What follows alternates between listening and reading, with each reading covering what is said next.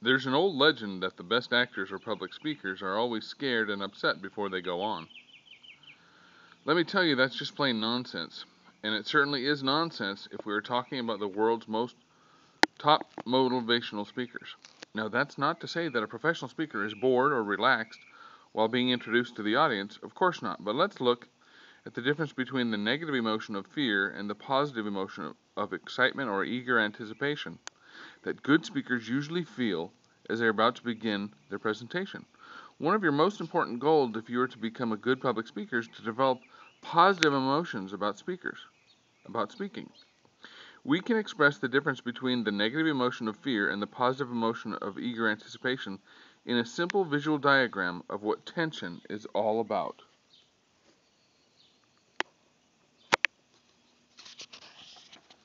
Top professionals in every area love pressure. The outstanding brain surgeon is at his or her very best when the operation is critical and the patient is a world-famous celebrity. The best guitarist will perform well for a group of friends, but will excel when on stage at Carnegie Hall playing for an audience of musical experts. Olympic athletes, top tennis players, or professional golfers love the demands of playing against top competitors. The kind of tension they experience is a very positive, enthusiastic, and excited feeling.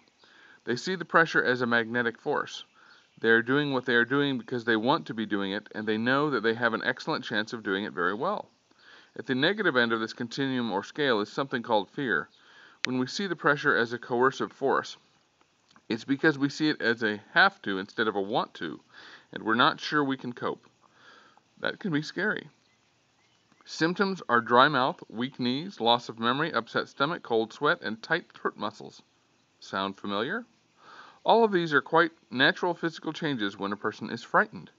And natural physical changes, and depending on the situation and how the person is responding to it, there may be just a little apprehension or there may be full-blown panic. So we really have two scales. The horizontal one ranges from fear to joy. The vertical one represents the amount of emotion that is being felt.